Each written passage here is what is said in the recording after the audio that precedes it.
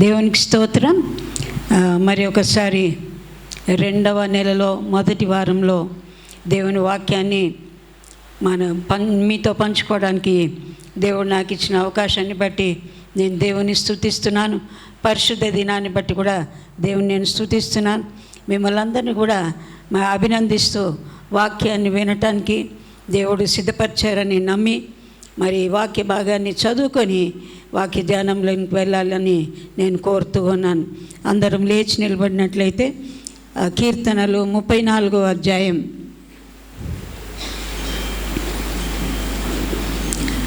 16వ వచనాన్ని ఒకే ఒక వచనం అందరం కలిసి జాగ్రత్తగా చదువుకుందాం.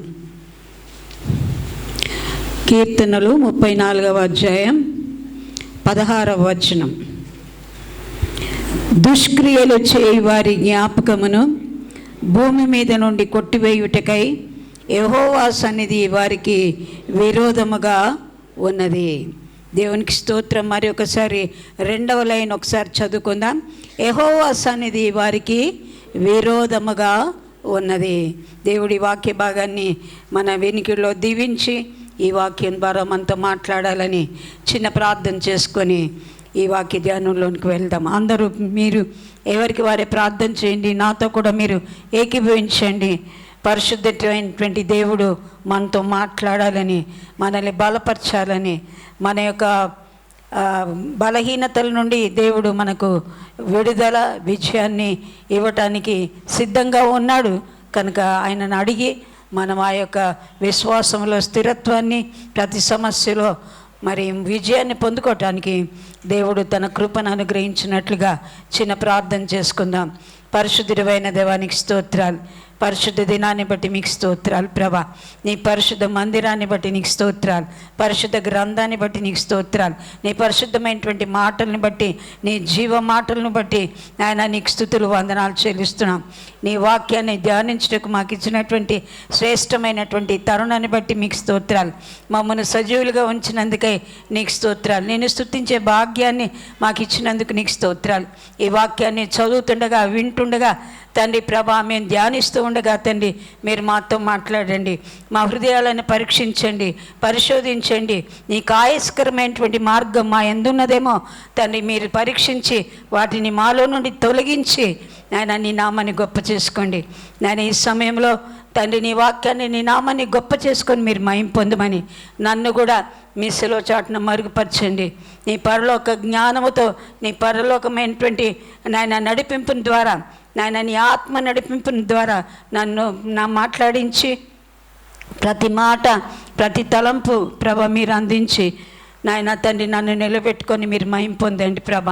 నా సొంత తలంపులను, ఆలోచనల మాటలను కొట్టివేసి నాయన ఈలోక సంబంధమైనటువంటి మాటలు కొట్టివేసి నాయన నీ వాక్యంలో ఉన్నటువంటి ప్రతి మాట సంఘానికి వివరించుటకు ప్రభ నాకు ఇచ్చిన తరుణాన్ని బట్టి మీకు వేల కొలదిగా నాయన వందనాలు చెల్లించుకుంటూ ఈ కొద్ది విన్నపం లేసి అతి పరిశుద్ధ నామమున స్తుతించి ప్రార్థించి అడిగి వేడుకుంటున్నాను తండ్రి, ఆమేన్. దయచేసి కూర్చోండి. ఈ దినమున మన యొక్క వాక్య ధ్యానము కొరకు మనం ధ్యానించేటువంటి అంశం ఏంటంటే, ఎవరికైనా అర్థమైందండి ఆ వాక్యంలో చదివినప్పుడు? దేవుని సన్నిధి మనకు విరోధముగా ఉంటుంది. కొన్నిసార్లు దేవునికి విరోధంగా మనం ప్రవర్తించినప్పుడు దేవుని సన్నిధి మనకు విరోధంగా అవుతుందని దేవుని వాక్యము సెలవిస్తుంది. కనుక దేవుని యొక్క సన్నిధిలో ఉన్నటువంటి ఆ పరిశుద్ధతను, దేవుని సన్నిధిలో ఉన్నటువంటి ఆశీర్వాదాలన్నింటినీ మనము గత 2 వారాల నుండి మనం ధ్యానిస్తూ వచ్చాం. నూతన సంవత్సరంలో జనవరి మాసంలో మొదటి వారము, 3వ వారము ఆ వాక్యాలను మనము ధ్యానించాం. మనం అందరం కోరుకుంటున్నది ఏంటంటే, దేవుని సన్నిధి నాకు కావాలి, దేవుని సన్నిధిలో నుండి ప్రతి ఆశీర్వాదాన్ని నేను పొందుకోవాలి. కనుక దేవుని ఆశీర్వాదాలని పొందుకోవటానికి మనము దేవుని సన్నిధికి విరోధముగా ప్రవర్తించకూడదు. మనల్ని మనము మరి సరి చేసుకునేటువంటి అవకాశాన్ని ఈ మాటల చేత మనం హెచ్చరింపబడటానికి దేవుడిచ్చినటువంటి ఈ గొప్ప తరుణాన్ని బట్టి నేను దేవుని స్తుతిస్తున్నాను. మరి ముఖ్యంగా దేవుని సన్నిధి మనకు విరోధముగా ఉంటుంది అనే వాక్యాన్ని మనం చదువుకున్నాం. కనుక దుష్టులుగా ఉన్నటువంటి వారు, దేవునికి ఇష్టం లేనటువంటి మాటలు, దేవునికి ఇష్టం లేనటువంటి క్రియలు మనం చేసినప్పుడు అవి ఏవైతే దేవునికి అయిష్టంగా ఉంటాయో, ఏవైతే దేవుని సంతోషపరచలేవో దాన్ని బట్టి మనం దేవుని సన్నిధి మనకు విరోధంగా అవుతుంది అనేటువంటి విషయాన్ని మనం జ్ఞాపకం చేసుకోవాలి. కనుక దేవుని సన్నిధి బైబిల్ గ్రంథంలో నుండే మనం జ్ఞాపకం చేసుకున్నట్లయితే అనేకమైనటువంటి దృష్టాంతాలు దేవుడు మన మధ్య పెట్టాడు. ఎవరైతే రెగ్యులర్గా మరి బైబిల్ చదువుతారో వారికి ఇవన్నీ కూడా అర్థమయ్యి ఉంటాయి. చాలాసార్లు మీరు చదువుకొనే ఉంటారు, లేదా అనేకమైనటువంటి వర్తమానాలు విని టీవీలో కానీ మరి మ్యాగజైన్స్లో కానీ చదివి ఉంటారు. కనుక ఇవేమీ కొత్తవైనటువంటివి కాదు. మనం చదువుకున్నదే, మనం వింటున్నదే మళ్ళీ మళ్ళీ వింటున్నాం, మళ్ళీ మళ్ళీ దాన్ని ధ్యానిస్తూ ఉన్నాం. అంటే దేవుడు పదే పదే మనతో మాట్లాడాలని దేవుడు కోరుకుంటూ ఉన్నాడు. కనుక దేవునికి ఇష్టమైన రీతిలో మనం జీవించాలి. దేవునికి విరోధమైనది ఏది కూడా మనం చేయకూడదు అనే విషయాన్ని ఈ రోజున మనం ధ్యానం చేయబోతూ ఉన్నాం. కనుక దేవునికి అయిష్టమైనది ఏవైనా చెప్పగలుగుతారండి మీరు? దేవునికి అయిష్టమైంది చెప్పండి. కొన్ని చాలా ఉంటాయి మనలో కదా. దేవునికి ఒక విగ్రహాన్ని చేసుకొని మన హృదయంలో పెట్టుకుంటాం. దేవుడు మనకు దేవుడే, కానీ ఈలోక సంబంధమైనవి అన్నీ కూడా మన హృదయంలో పెట్టుకొని వాటికి ఎక్కువ ప్రాధాన్యత ఇచ్చి దేవుని యొక్క ప్రాధాన్యతను మనం తగ్గించేవారుగా ఉంటాము, లేదా దాన్ని చులకనగా చూసేవారుగా మనం ఉంటాం. The first priority in our life should be God. దేవుడే మనకు మొట్టమొదటి ప్రాధాన్యత అయి ఉండాలి.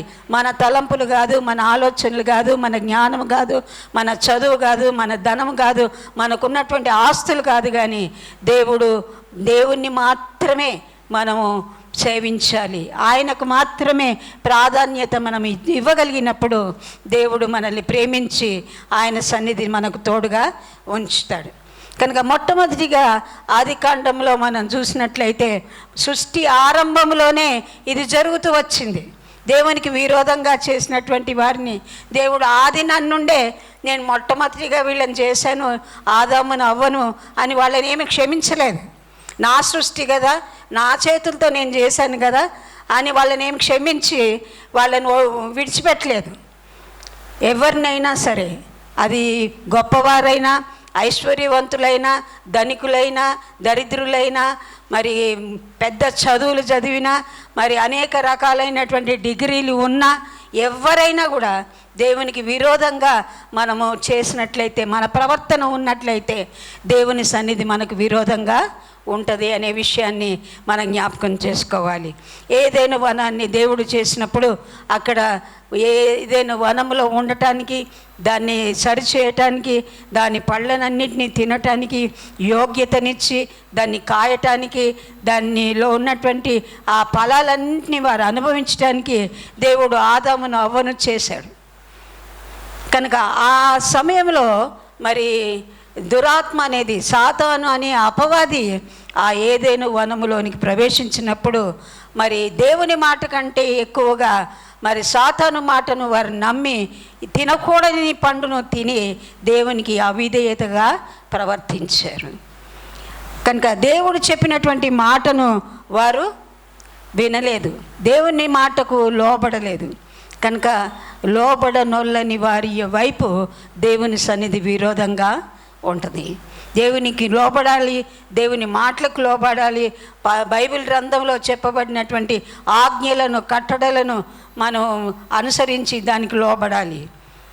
ఇవి పనికిరావులే, ఇవి మనకు కాదులే, ఈ మోడర్న్ టెక్నాలజీ ఉంది కదా, ఇప్పుడు చాలా డెవలప్మెంట్ అయిపోయింది కదా, ఇవన్నీ పాత కాలంలో రాసిన, కొన్ని సంవత్సరాల క్రింద రాసినటువంటి ఈ లేఖన భాగాలు ఇప్పుడు వర్తించవు అని మనం అనుకోవడానికి లేదు.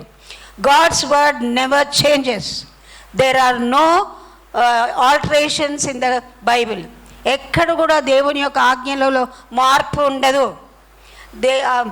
కాన్స్టిట్యూషన్లో, మరి భారతదేశ కాన్స్టిట్యూషన్లో కూడా అనేకమైనటువంటి మార్పులు తీసుకొని రావాలని ప్రభుత్వం అనేకులు ప్రయత్నిస్తున్నా కూడా దాంట్లో మార్పును తీసుకొని రాగలుగుతారు, కానీ దేవుని వాక్యంలో మార్పును తీసుకొని రాలేదు. దాన్ని మనకు అనుకూలంగా మార్చుకొని వాటిని మనం బోధించకూడదు.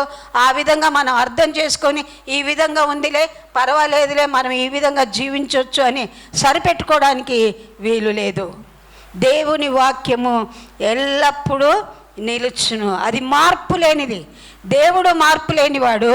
ఆయన వాక్యము కానీ, ఆయన మాటలు కానీ, ఆయన ఆజ్ఞలు కానీ ఒకే రీతిగా ఉంటాయి, మార్పు లేనివిగా. ఆ మాటను ముందుగా మనము అంగీకరించాలి.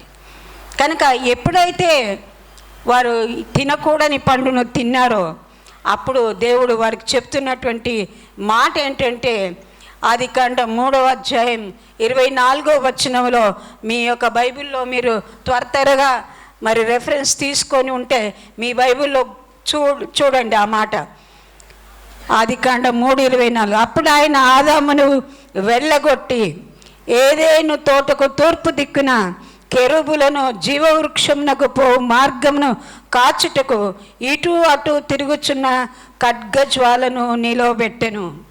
అదే అధ్యాయంలో 3వ అధ్యాయం 11వ వచనములో, నీవు తినకూడదని నేను నీకు ఆజ్ఞాపించిన వృక్ష ఫలములు తింటివా?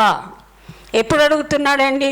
ఎప్పుడైతే ఆదాము అవ్వలు తిన్నారో ఆ యొక్క పండును తిన్న తర్వాత తండ్రి అయినటువంటి యెహోవా దేవుడు ఏదైనా వనంలోనికి వచ్చినప్పుడు వారు దాక్కున్నారంట. ప్రతిరోజు కూడా వారు ఎదుర్కొనేవారు. ఈ రోజున పండు తిన్నారు కాబట్టి వారు దాక్కుంటున్నారు. ఆ దాక్కునేటువంటి స్థితి వారిని ఏ విధంగా నడిపించిందంటే దేవుని సన్నిధిలో నుండి వెళ్ళగొట్టబడరు. కనుక అవిధేయులయ్యి వారు లోబడలేదు. కనుక దేవుడు లోబడనొల్లని ప్రజల వైపు దినమెల్లా తన చేతిలో చాపుతున్నాడు. కనుక ఆ విధంగా అవిధేయతగా ఉన్నప్పుడు మరి దేవుని సన్నిధిలో నుండి వారు త్రోసివేయబడ్డారు.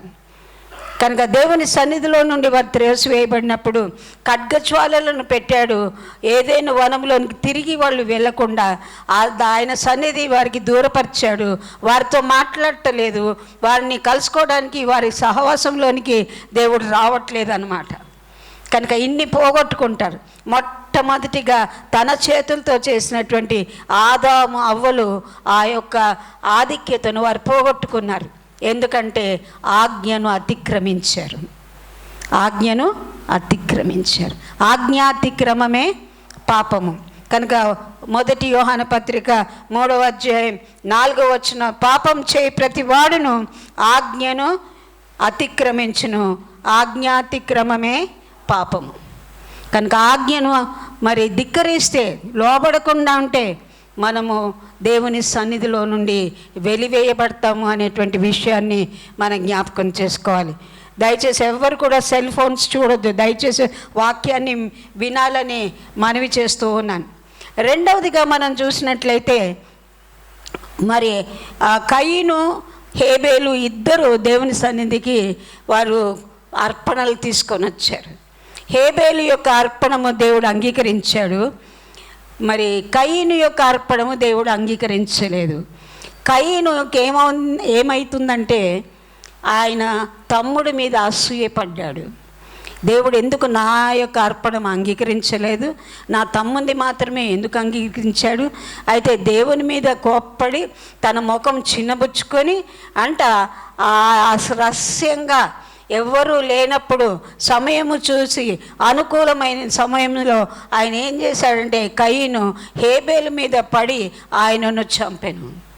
ఎందుకు చంపాడండి?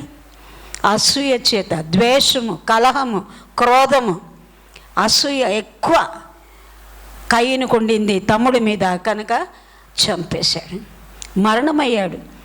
అయితే దేవుడు కయీనుతో మాట్లాడుతున్నాడు. ఏమని? నీ తమ్ముడు ఎక్కడ ఉన్నాడు? నీ యొక్క తమ్ముని యొక్క రక్తము భూమిలో నుండి నాకు మొరపెడుతుంది. అదేవిధంగా ఎవరైనా నరహంతకులు కానీ ఎవరైనా చంపి రక్తాన్ని చిందించిన వారైతే వాళ్ళ రక్తము దేవునికి మొరపెట్టుకుంటారు. వారు మొరపెట్టుకోలేరు, ఎందుకంటే ఆ రక్తంలో దేవుని ఆత్మ ఉంది కనుక, దేవుని జీవం ఉంది కనుక అవి మొరపెట్టుకుంటుంది, రక్తము మొరపెట్టుకుంటుంది. కనుక కయీను ఏం చేశాడో ఒకసారి మనం చూద్దాం. ఆదికాండం 4వ అధ్యాయం 14వ వచనంలో ఈ విధంగా వ్రాయబడింది. నేడు ఈ ప్రదేశం నుండి నన్ను వెళ్ళగొట్టితివి. కయీను దేవునితో చెప్తున్నటువంటి మాటలు. నీ సన్నిధికి రాకుండా వెలివేయబడి దిగులు పడుచు భూమి మీద దేశదిమ్మరునై యుందును. సత్క్రియ చేయలేదు. అసూయ, ద్వేషం, నరహత్య, మరి తమ్ముడైనటువంటి ఆ యొక్క హేబేలు యొక్క రక్తము మొరపెడుతున్నప్పుడు దేవుడు స్పందించాడు. కనుక ఎవరు నొప్పించబడుతున్నారో, ఎవరు కన్నీళ్లు గారుస్తున్నారో, ఎవరిని మనం ఏ మాట అంటున్నామో, కష్టపెడుతున్నామో, నిష్ఠూర పెడుతున్నామో, ఎవరిని అనరాని మాట అంటున్నామో, వాళ్ళ కన్నీటి బొట్టు మొరపెట్టుకుంటుంది దేవునికి. కనుక మనము దానికి జవాబు చెప్పుకోవాలి. దాని పర్యవసానము మనము అనుభవించవలసినటువంటి అవసరత ఎంతైనా ఉంది. అదేవిధంగా మరి యేసు ప్రభు తన సువార్తల్లో మొట్టమొదటిగా కొండ మీది ప్రసంగం అని చెప్తారు కదా. మత్తయి రాసిన సువార్త 5వ అధ్యాయంలో ఒక మాట రాయబడింది 22వ వచనంలో, నీ సహోదరుని మీద కోపపడువాడు విమర్శకు లోగునగును, తన సహోదరుని చూచి వ్యర్థుడా అని చెప్పువాడు మహాసభకు లోనగును, ద్రోహని చెప్పువాడు నరకాగ్నికి లోగనగు. కనుక దేవుడు ఇన్ని శిక్షలు మన మీదకి తీసుకొని వస్తాడు. ఆయన సన్నిధి మనకు దూరంగా ఉంచుతాడు. ఆయన సన్నిధి మనకు విరోధంగా ప్రవర్తిస్తూ ఉంటుందన్నమాట. కనుక ఆ విధంగా మనము ఎవరినైతే వ్యర్థుడా, యూజ్లెస్ ఫెలో అని మనం అంటూ ఉంటాం కదా ఊతపదంగా. కనుక అటువంటి వ్యర్థుడా, నీ ప్రార్థన ఏంటి, నీ విశ్వాసం ఏంటి, నీ భక్తి ఏంటి, నీకు ఆత్మీయ జీవితం లేదు, నీ ప్రార్థనా జీవితం లేదు, నీకు వరాలు లేవు, నాకు అన్నీ ఉన్నాయి అని మనం చెప్పుకొని ఇతరులను విమర్శిస్తూ ఉంటే దేవుడు ఆ మాటలన్నీ వింటాడు. ఎవరికి ఎంత విశ్వాసం ఉందో, ఎవరికి ఎంత భక్తి ఉందో, ఎవరికి ఎంత ఆత్మీయ జీవితం ఉందో అది నీకు మాత్రం తెలుసు, నీ దేవునికి మాత్రమే తెలుసు. అంచనా వేయటానికి నీ హృదయంలో ఉన్నది నాకు తెలియదు, ఎందుకంటే హృదయము ఘోరమైనది, అది ఘోరమైనటువంటి వ్యాధి కలది, దాన్ని గ్రహింపగలిగిన వాడు ఎవడు లేడు. కనుక నీ హృదయంలో ఎంత భక్తి ఉందో, ఎంత విశ్వాసం ఉందో, దేవుని నువ్వు ఎంత ప్రేమిస్తున్నావో అది దేవునికి తెలుసు, మనుషులకు తెలియదు. నువ్వు విమర్శించడానికి నువ్వు తగని వాడవు అని మనం అనుకోవాలి. ఆ విధంగా మనం చూసినట్లయితే బైబిల్ గ్రంథంలో మరి ఒక మొట్టమొదటి ఇశ్రాయేలీయుల రాజు అయినటువంటి సౌలును మనం చూడగలుగుతాం. కనుక అక్కడ సౌలు అభిషేకించబడిన తర్వాత మరి ఒక యుద్ధం జరుగుతుంది ఫిలిస్తీయులకు వాళ్ళకి. అయితే ఈ ఫిలిస్తీయులందరూ కూడా మరి సైన్యముతో ఆ యొక్క గిల్గాల్ అనేటువంటి ప్రదేశానికి వచ్చి చుట్టుముట్టారు. ఆ స్థలంలోనికి గిల్గాల్లోకి సమూయేలు రావాలి, సమూయేలు యొక్క సమక్షంలో బలులు అర్పించబడాలి. అప్పుడు దేవుడు వాళ్ళ పక్షంగా వ్యాజ్యమాడి యుద్ధంలో జయాన్ని ఇస్తాడు అని వాళ్ళ యొక్క నమ్మకం. కనుక సమూయేలు ఆ సమయంలో ఏం చేశాడంటే తడువు చేశాడంట, లేట్ అయిందంట, ఆలస్యమైందంట రావటానికి. అయితే రాజుగా ఉన్నటువంటి సౌలు ఏం చేశాడండి, తానే ఒక ప్రవక్తను అనుకొని, తానే ఒక యాజకుడు అనుకొని ఆ బలులన్నిటినీ అర్పించాడు. ఈ బలులు అర్పించిన తర్వాత సమూయేలు వచ్చాడు. అప్పుడు సమూయేలు ఏమంటున్నాడు, నువ్వేం పని చేసావు, నీవు అవివేకపు పని చేశావు అంటున్నాడు.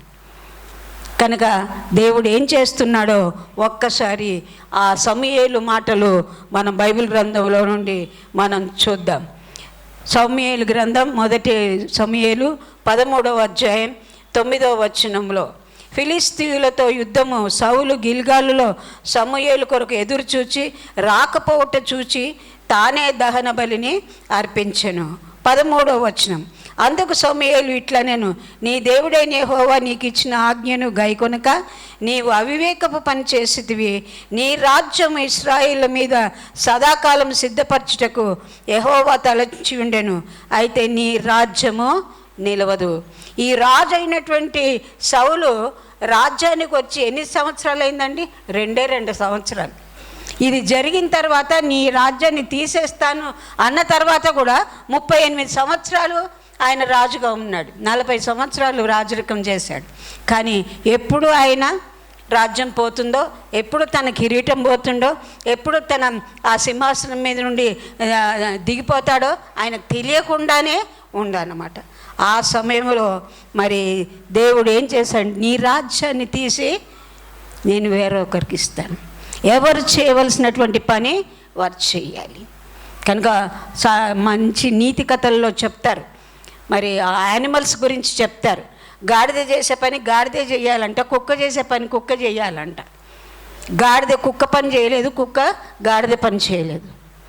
కనుక ఎవరు ఏ పని కొరకు నిర్ణయించారో ఆ పని చేయాలి. సంఘములో అయినా కూడా, కుటుంబంలో అయినా కూడా ఎవరి పని, ఎవరి బాధ్యత, ఎవరు దేని కొరకు పిలువబడ్డారో ఆ పని మాత్రమే చేయాలి. నేను అన్నీ చేయగలను, నాకు అన్నీ వచ్చు అని అనుకోవడానికి లేదు. కనుక దేవుడు వేరే వాళ్ళకి ఇచ్చింది కూడా నువ్వే తీసుకుంటున్నావు అన్నమాట. కనుక ఆ విధంగా మనం ఉండకుండా, సౌలులాగా ఉండకుండా, రాజుగా ఉండడానికి సింహాసనం ఇచ్చి కిరీటం ఇచ్చి ఒక పెద్ద రాజ్యాన్ని దేవుడు నీకు ఇచ్చినాక అది సరిపోదని నువ్వు యాజకత్వం కూడా కోరుకున్నావు అని దేవుడు తలంచాడు. అప్పుడు ఏం చేశాడండి? అప్పుడు యెహోవా తన చిత్తానుసారమైన మనసు గల యొక్కనిని కనుగొనెను, నీకు ఆజ్ఞాపించిన దానిని నీవు గైకొనకపోతివి గనుక నీ నుండి నీ రాజ్యము తీసివేయబడు, నీ పొరుగు వానికి ఇవ్వబడుతోంది. కనుక దేవుని యొక్క ఆధిక్యతను నువ్వు పోగొట్టుకున్నావు, దేవుని సన్నిధికి విరోధంగా నువ్వు ప్రవర్తిస్తున్నావు. కనుక దేవుని సన్నిధి నీకు విరోధంగా అయింది. నువ్వు పొందుకోవాల్సినటువంటి దీవెనలు దేవుడు నీ యొద్ద నుండి తొలగిస్తాడు. కనుక ఆ విధంగా మరి సౌలు ఆ విధంగా చేశాడు.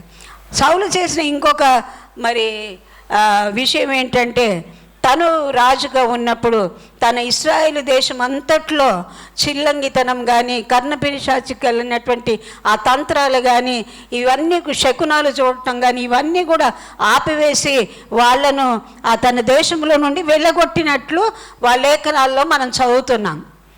అయితే దేవుడు ఈ యొక్క సందర్భం జరిగిన తర్వాత ఎప్పుడైతే సమూయేలుతో మాట్లాడాడో, నీ రాజ్యాన్ని తీసివేస్తానని చెప్పాడో, అప్పటి నుండి యెహోవా దేవుడు అతన్ని కలుసుకోలేదు, అతనితో మాట్లాడలేదు, అతనికి ప్రత్యక్షం కాలేదు. అతనికి ఏం చెయ్యాలో, భవిష్యత్తులో ఏం జరగబోతుందో, ఇశ్రాయేలు ప్రజలకు తన రాజ్యానికి ఏం జరగబోతుందో దేవుడు తెలియపరచట్లేదు. అయితే దేవుడు మాట్లాడక ఉన్నాడు కనుక నేను ఏదో కనుక్కోవాలి, దేవుడు ఏం చేయబోతున్నాడు, ఎప్పుడు నా రాజ్యాన్ని తీసేస్తాడు. తనకు భారంగా ఉంది, ఒక గొప్ప శోధనగా ఉంది, ఆ యొక్క చింత ఆయనను వేధిస్తూ ఉంది. కనుక దాన్ని కనుగొనాలని తను ఏం చేశాడంటే, ఎందోర్లో ఉన్నటువంటి ఒక కర్ణపిశాచి యొక్క తంత్రాలు తెలిసినటువంటి ఒక స్త్రీ దగ్గరికి పంపుతాడనమాట. తనే వస్తాడు. కనుక అక్కడ మన వృత్తాంతం అంతా తెలుసు. ఆ కర్ణపిశాచి ఎవరిని నువ్వు పైకి తీసుకొని రమ్మని చెప్పాడు అంటే, సమూయేలును తీసుకొని బయటికి రమ్మని. కనుక అక్కడ సమూయేలు బయటికి వచ్చినప్పుడు అక్కడ చెప్తున్నటువంటి మాట ఏంటంటే, దేవుని యొక్క గ్రంథంలో ఉన్నటువంటి మాట, యెహోవా నిన్ను ఎడబాసి. మొదటి సమూయేలు గ్రంథం 28వ అధ్యాయం 16వ వచనం చివరి భాగాన్ని, 2వ భాగాన్ని నేను చదువుతున్నాను. యెహోవా నిన్ను ఎడబాసి నీకు పగవాడు కాక నన్ను అడుగుట వలన ప్రయోజనమేమి?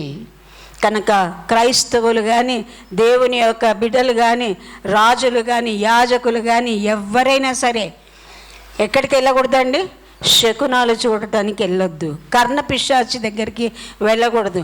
ఇది మంచి రోజా, ఇది చెడు రోజా అని వెళ్ళటానికి వీలు లేదు. ఎందుకంటే దేవుని శాపము మన మీదకి వస్తుంది. కనుక అక్కడ జరిగింది ఏంటంటే, నీ చేతి నుండి రాజ్యమును తీసివేసి నీ పొరుగువాడిని దావీదుకు దానిని ఇచ్చి ఉన్నాడు. కనుక సౌలు ఏం చేశాడంటే, తాను తప్పేంటి, దేవుడు మాట్లాడట్లేదు, ఆ దేవుని యొక్క ఉద్దేశం ఏంటో కనుక్కోవడానికి వెళ్ళాడు. కానీ ఆయన థింకింగ్, ఆయన ఆలోచన ప్రకారంగా నేను ఇక్కడికి వెళ్తే నాకు జవాబు దొరుకుతుంది అని వెళ్ళాడు. కానీ ఆ కర్ణపిశాచి కూడా కరెక్ట్గా చెప్తుంది, ఆ దురాత్మ ఏమని, దేవుడు నిన్ను ఎడబాసెను. మనల్ని దేవుడు ఎడబాయకూడదండి. దేవుని దీవెనలు పొందుకోవాలి, దేవుని ఆశీర్వాదాలు పొందుకోవాలి. నా కుటుంబం నిండా నాకు విస్తారమైన దీవెనలు కావాలి అని మనము ఆశించాలి. దేవునికి ఇష్టమైన రీతిలో మనం ప్రవర్తించాలి. చాలాసార్లు వివాహాలు జరిగినప్పుడు, గృహప్రవేశాలు జరిగినప్పుడు మంచి ముహూర్తాలు చూస్తూ ఉంటాం. క్రైస్తవులు వెళ్ళి ఆ టెంపుల్లో ఉన్న పూజారిని అడిగి వస్తున్నారంట. ఎంత భయంకరం! పూజారి కంటే గొప్ప దేవుడు మన దేవుడు అని వాళ్ళు నమ్మట్లేదన్నమాట. కనుక ఈ శకునాలు కానీ, ఈ దినాలు, వ్రతాలు కానీ ఇవన్నీ కూడా మనం చూడదగనివి. ఒకవేళ అది ఉంటే నీ ఇంటిలో దేవుని సన్నిధి ఉండదు, నీ హృదయంలో దేవుని సన్నిధి ఉండదు, దేవుని ఆశీర్వాదము ఆ యొక్క క్రియల్లో ఉండవు, ఆ కార్యాల్లో ఉండవని మనం గ్రహించుకోవాలి. కనుక ఆ విధంగా దేవుని సన్నిధిని మనము పోగొట్టుకుంటాం. దేవునికి విరోధమైనది మనం చేసినప్పుడు దేవుని యొక్క సన్నిధి మనకు విరోధంగా ఎదురవుతుందన్నమాట. కనుక ఆ విధంగా చూసినట్లయితే మరి 5వ ఎగ్జాంపుల్ సంసోను అనేటువంటి యవనస్తుడు. మనందరికీ తెలుసు, చిన్నప్పుడు సండే స్కూల్లో కూడా చదువుతూ ఉంటాం. అతడు పుట్టినది మొదలుకొని అతనికి తల వెంట్రుకలు కత్తిరించకుండా నాజీరు చేయబడినటువంటి వాడు. దేవుడు ప్రతిష్ఠించుకున్నాడు. తల్లి గర్భంలో ఉండగానే ఆ యొక్క తల్లికి ప్రత్యక్షమై ఆ తల్లిదండ్రులు ఇద్దరికీ ఆయన ఏ విధంగా ఉండాలో, మరి ఏ విధంగా తన కత్తిరింపు ఉండకూడదో తల మీద, ఏ విధంగా ద్రాక్ష రసం అయినను ద్రాక్ష ఒలిలో వచ్చేది దేనిని కూడా ఆయన ముట్టకూడదు అని వారికి ప్రవచనం ఉంది. అయితే న్యాయాధిపతిగా ఎన్నుకోబడ్డాడు. యవనస్తుడు అయిన తర్వాత న్యాయాధిపతిగా నాజీరు చేయబడ్డాడు దేవుని కొరకు. కాబట్టి ఆయన న్యాయాధిపతిగా ఎన్నిక చేయబడ్డాడు. తనకు అప్పగించినటువంటి పని ఇశ్రాయేలీయులకు న్యాయం చేయటానికి ఒక చోట కూర్చొని వారికి న్యాయం తీర్చాలి. కానీ ఈయన వినోదాలకు వెళ్తూ ఉన్నాడు, వేరే దేశాలకు వెళ్తున్నాడు, వేరే పట్టణాలకు వెళ్తున్నాడు. గాజాకి వెళ్ళాడంట. అక్కడికి వెళ్ళి ఒక స్త్రీని ఇష్టపడ్డాడు, ఆమెను చేసుకోవాలనుకున్నాడు. కనుక ఆ విధంగా తన రహస్యము చాలా రోజుల వరకు ఆ యొక్క స్త్రీకి తను బయలుపరచలేదు, దెలీలాకి. కనుక తను లాలన చేసి చాలాసార్లు ప్రయత్నం చేసి ఆయనను చంపుదామని, లేదా ఆయనను ఫిలిస్తీన్లకు అప్పచెప్దామని చాలా ప్రయత్నం చేసింది. కానీ చివరికి ఆయన లోబడిపోయాడు. నా బలమంతా కూడా నా వెంట్రుకల్లో ఉంది అని చెప్పాడు. నేను నాజరు చేయబడ్డాను అన్నాడు. దేవుని కొరకు నేను ప్రతిష్ఠించబడ్డాను అని చెప్పాడు. కానీ ఆమె మీద పడుకుని తొడ మీద పడుకున్నప్పుడు ఆమె ఆ యొక్క జుట్టంతా కత్తిరించేసింది. అయితే ఫిలిస్తీన్లు వచ్చారు అని దెలీలా ఆయనకు చెప్పినప్పుడు ఆయన ఎప్పట్లాగా లేచి మరి తన బలం ఉందనుకున్నాడు. చూడండి, ఆ మాటను మనం చదువుదాం. న్యాయాధిపతుల గ్రంథం 16వ అధ్యాయం 20వ వచనం, 2వ భాగాన్ని నేను చదువుతున్నాను, మొదటి భాగాన్ని కాకుండా. అతడు నిద్ర మేలుకొని ఎప్పటి అట్లు నేను బయలుదేరి విడజిమ్ముకొందుననుకొనెను. అయితే యెహోవా తనను ఎడబాసనని అతనికి తెలియలేదు. దేవుడు అతనిని ఎడబాసెను. దేవుని ఆత్మ అతన్ని తీసుకొని వెళ్ళిపోయింది. ఆయనకి ఇవ్వబడినటువంటి అభిషేకం పోయింది. అతడు నాజీరు చేయబడ్డాడు. ఆ ఆధిక్యతను పోగొట్టుకున్నాడు. ఇశ్రాయేలుకు న్యాయాధిపతిగా ఉండాలి, ఆ అధికారాన్ని పోగొట్టుకున్నాడు. ఆయన ఎప్పట్లాగా తన యొక్క తలను విరజిమ్ముకుందాం అనుకున్నాడంట. కానీ దేవుడు అతని ఎడబాసనని అతడు ఎరుగకుండెను. కనుక ఎప్పుడైతే మనం పాపంలో పడతామో, ఎప్పుడో దేవునికి అయిష్టమైనటువంటి కార్యాలు మనం చేస్తామో, మన వ్యక్తిగత జీవితంలోనైనా మన కుటుంబ జీవితంలో అయినా అది ఉన్నట్లయితే మన యొక్క సన్నిధి, దేవుని యొక్క సన్నిధి మన నుండి దూరం అవుతుంది అనేటువంటి విషయాన్ని మనము జ్ఞాపకం చేసుకోవాలి. దేవుడిచ్చినటువంటి ఆధిక్యాలు కానీ, దేవుడిచ్చినటువంటి ఆ యొక్క బాధ్యతలు కానీ మనం పోగొట్టుకుంటామనే విషయాన్ని మనం జ్ఞాపకం చేసుకోవాలి. ఆ విధంగా తనకున్నటువంటి శక్తిని, తనకున్నటువంటి మరి అభిషేకాన్ని పోగొట్టుకున్నాడు. తనకు శక్తి ఎంత అండి? దేన్నైనా ఆయన చేయగలుగుతాడు. ఒక దౌడ ఎముకతో మరి 1000 మందిని చంపాడు. కనుక అక్కడ రాజ్యానికి ఉన్నటువంటి ఆ తలుపులన్నీ కూడా ఒకరోజు దాన్ని పెరికివేసి ఆయన క్యారీ చేశాడు. దాన్ని తన భుజాల మీద పెట్టుకొని వచ్చాడంట. అంతటి బలం. కనుక ఆయన సింహాలను చీల్చివేయగలిగినటువంటి శక్తి కలిగినటువంటి ఆ యొక్క శక్తిని ఆయన కోల్పోయాడు. ఎందుకు కోల్పోయాడు? ఒక స్త్రీ వలన. కనుక అటువంటిది ఏదైనా పాపం మనలో ఉంటే, ఏదైనా చిన్నది, ఏదైనా దేవునికి ఇష్టం లేనిది, దేవునికి అయిష్టమైనది నీ జీవితంలో ఉంటే నీవు కూడా అన్ని దీవెనలు పోగొట్టుకుంటు. దేవుని సన్నిధే నీకు విరోధంగా ప్రవర్తిస్తూ ఉంటుంది. ఏది ముట్టినా అది నష్టమే అవుతుంది. ఎక్కడ కాలు పెట్టినా అది నష్టమే అవుతుంది అన్నమాట. కనుక ఆ విధంగా మనం ఉండకుండా జాగ్రత్త పడాలని దేవుడు మనల్ని హెచ్చరిస్తూ ఉన్నాడు. కనుక చివరికి సంసోనుకు జరిగింది ఏంటండి? చిన్నగా మళ్ళీ జుట్టు పెరిగింది. తర్వాత తన కండ్లు కూడా పెరిగారు. ఆయనను పిండి రుబ్బనికి ఆయనను పనివానిగా పెట్టుకున్నారు. చివరికి అంతా పోగొట్టుకున్నాడు. న్యాయాధిపతిగా ఉండాల్సినటువంటి బాధ్యతను పోగొట్టుకొని ఆయన ఏం చేస్తున్నాడండి? పిండి రుబ్బుతున్నాడు. కనుక అటువంటి స్థితి, హీన స్థితికి దేవుడు మనల్ని తీసుకొని వస్తాడు.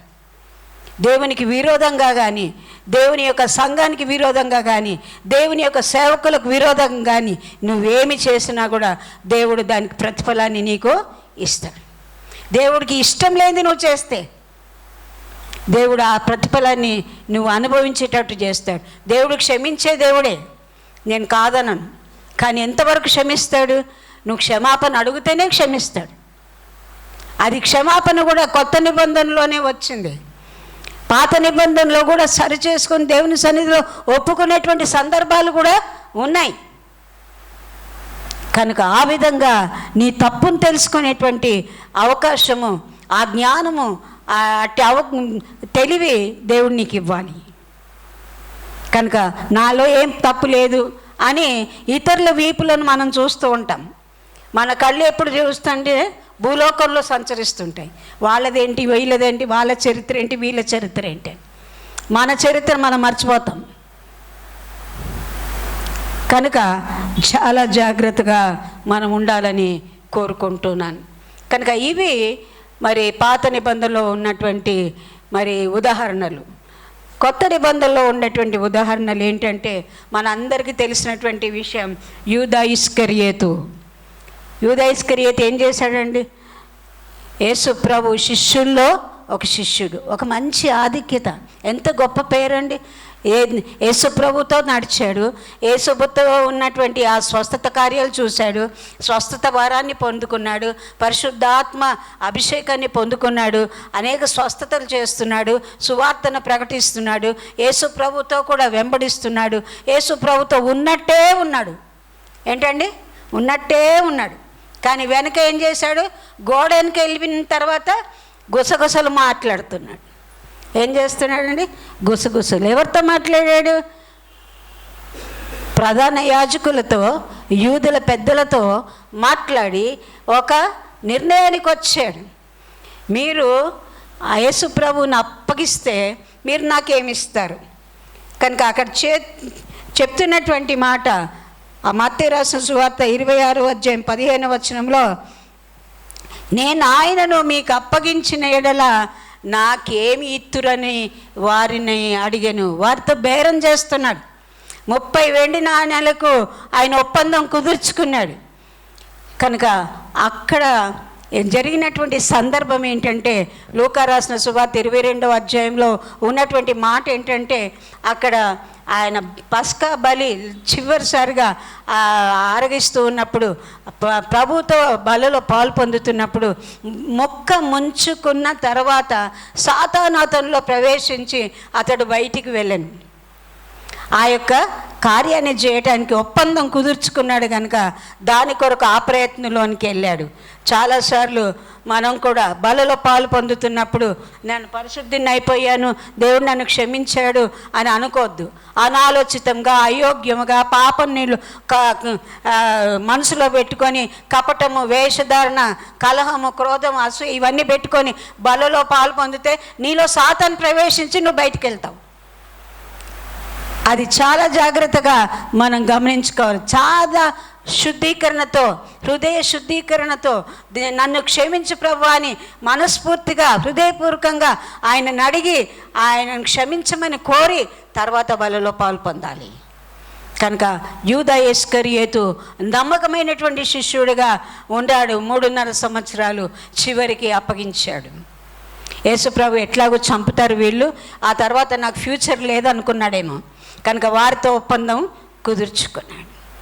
కనుక దేవునికి విరోధమైనది ఏదైనా నువ్వు చేసినట్లయితే, దేవుణ్ణి నీవు అమ్మినట్లయితే, దేవుణ్ణి నీ విశ్వాసాన్ని నువ్వు అమ్ముకున్నట్లయితే, దేవుని పేరును నీవు అమ్ముకున్నట్లయితే దేవుడు నిన్ను కలుసుకుంటాడు, నీకు ప్రతిఫలాన్ని ఇస్తాడు. ఏం చేయాలో ఆయన అది చేస్తాడు. కనుక మనం జాగ్రత్తగా ఉండాలని దేవుడు కోరుకుంటున్నాడు.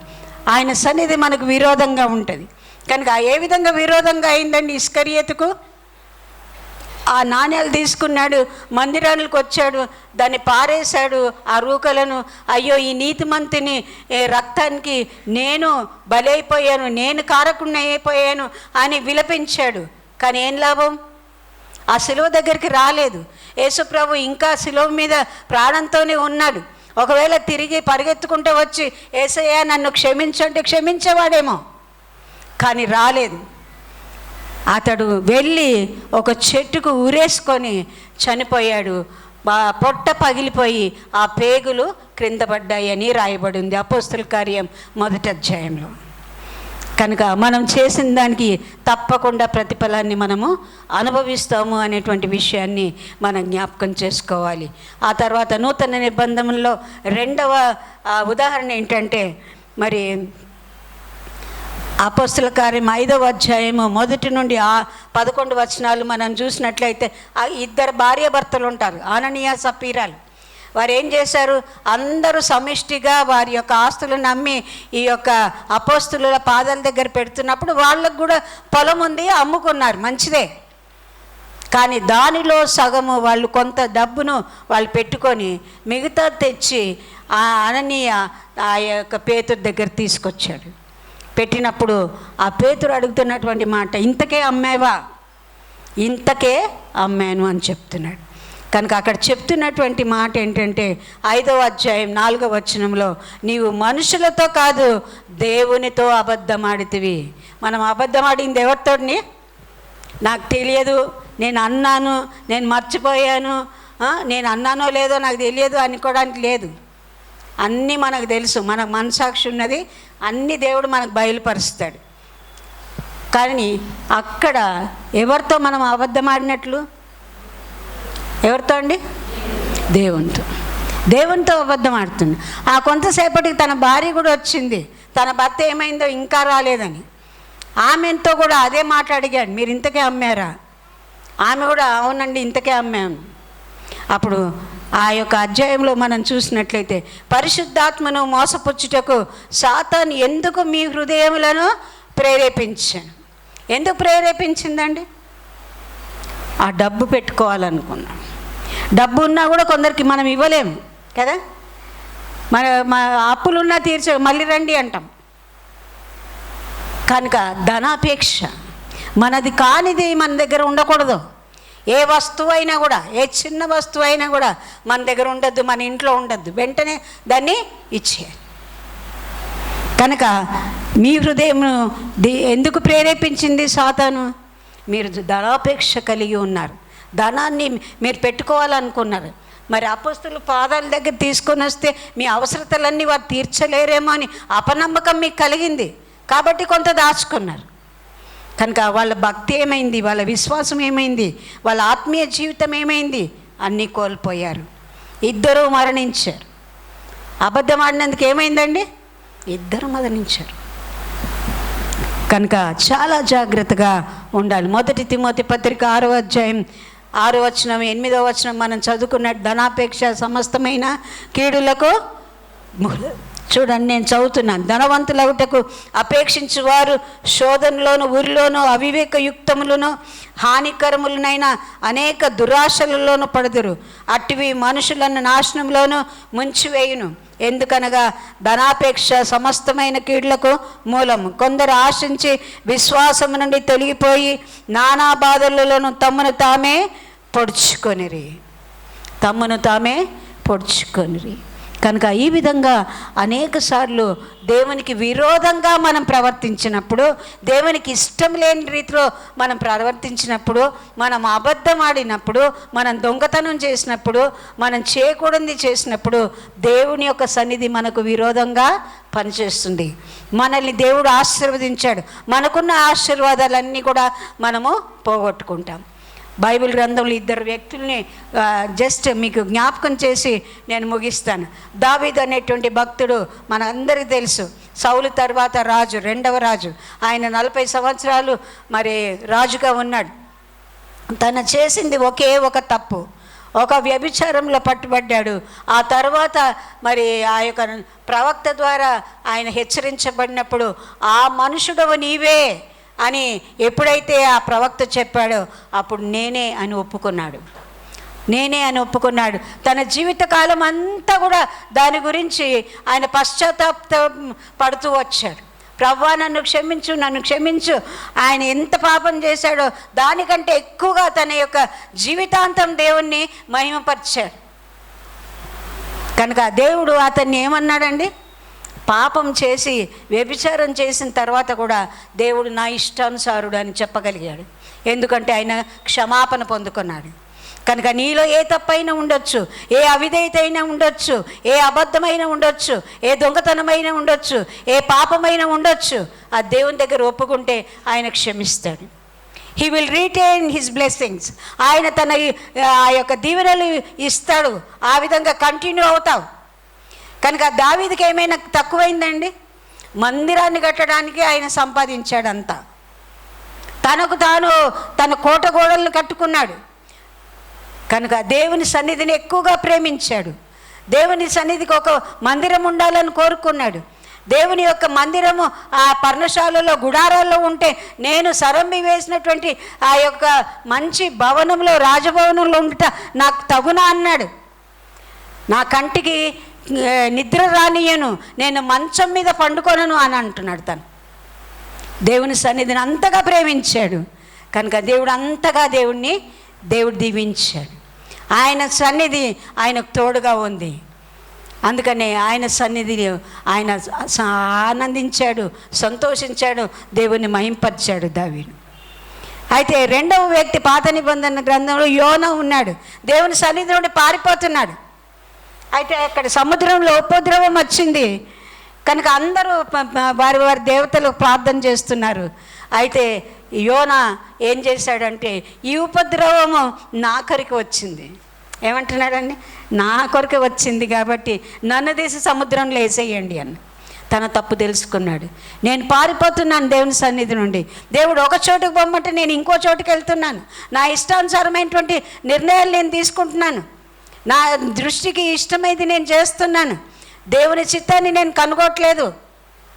కాబట్టి వాళ్ళు చంపుతారేమో అని భయపడి ఆయన తర్షీషుకు పోయేటువంటి ఓడనెక్కాడు. తిరిగి తీసుకొని వచ్చాడు. చేప కడుపులో 3 రోజులు పశ్చాత్తాపడి ప్రార్థన చేయడానికి దేవుడు కృపిచ్చాడు. కనుక మళ్ళీ నినివేకి వెళ్ళి ఆయన సువార్త ప్రకటించాడు. కనుక పశ్చాత్తాపడేది చాలా ప్రాముఖ్యమైంది. నువ్వేది చేసినా, చిన్నది చేసినా, పెద్దది చేసినా, బహిరంగంగా చేసినా, రహస్యంగా చేసినా, అది చిన్నదే నువ్వు అనుకున్నా, చాలా స్వల్పమైనదే అని నువ్వు అనుకున్నా, దేవునికి విరోధమైనది ఏదైనా మనుషులకు విరోధమైనది ఏదైనా నువ్వు చేస్తే వచ్చి ఒప్పుకోవాలి. ఒప్పుకుంటే క్షమించబడతాం. యేసు రక్తము మనల్ని పవిత్రులుగా చేయి. కనుక మనము మన పాపములను ఒప్పుకొనేట్లా ఆయన నమ్మదగినవాడు, నీతిమంతుడు. కనుక ఆయన మన ప్రతి పాపమును క్షమించి దుర్నీతి నుండి మనల్ని తప్పిస్తాడు. కనుక మనము దేవుని సన్నిధికి విరోధంగా మనం ఏం చేసినా మనం తప్పించుకోలేము.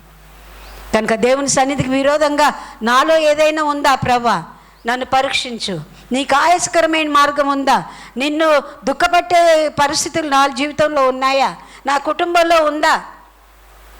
ప్రభా, నిన్ను ఆయాసపెడుతున్నానా తండ్రి? ప్రభా, నిన్ను గాయపరిచానా? నీ గాయాలను తిరిగి నేను రేపుతున్నానా? ప్రభా, నిన్ను మళ్ళా నేను సిలువ వేస్తున్నానా? ఒక్కసారి మనల్ని మనం పరీక్షించుకుందాం. దేవుడు తన కృపను అనుగ్రహించి మన బలహీనతలను మనకే బయలుపరిచి అవి ఒప్పుకొని విడిచిపెట్టినట్లుగా దేవుడు తన కృపను మనకు అనుగ్రహించును గాక. దేవుని సన్నిధి ఎవరికి కూడా విరోధంగా రాకూడదని దేవుడు నన్ను ప్రేరేపించి ఈ వాక్యాన్ని మీతో పంచుకోవడానికి నన్ను ప్రేరేపించి నడిపించాడు. అందుని బట్టి దేవుని స్తుతిస్తూ ఈ వాక్యాన్ని నేను ముగిస్తున్నాను. ఈ వాక్యము మీ జీవితాల్లో, మీ కుటుంబ జీవితాల్లో, మరి ప్రత్యేకంగా యవనస్తుల జీవితాల్లో మాదిరికరంగా అవి మీ జీవితాన్ని మార్చేదిగా ఉండగలుగుటకు దేవుడు దీవించి ఆశీర్వదించును గాక. దేవుడి మాటలను మన వినికిడిలో దీవించును గాక. ప్రార్థన చేసుకుందాం. పరిశుద్ధుడైన దేవా, నీకు స్తోత్రాలు. నీ వాక్యాన్ని గొప్ప చేసుకున్నందుకు నీకు స్తోత్రాలు. నీ వాక్యాన్ని ప్రభా మీరు దీవించి ఆశీర్వదించి మాకు వినిపించినందుకు నీకు స్తోత్రాలు. వాక్యానికి లోపడే మనసు మాకు దయచేయమని ప్రార్థిస్తూ మీరే మహిమ ఘనత ప్రభావాలు పొందుకొనమని తండ్రి, నన్ను కూడా మీరు నిలబెట్టి బలహీనరాలైనప్పటికీ కూడా నన్ను నిలబెట్టుకున్నందుకై మీకు స్తుతులు వందనాలు చెల్లిస్తూ యేసు శక్తి కలిగినటువంటి నామంలో స్తుతించి ప్రార్థించి అడిగి వేడుకుంటున్నాను తండ్రి. ఆమేన్.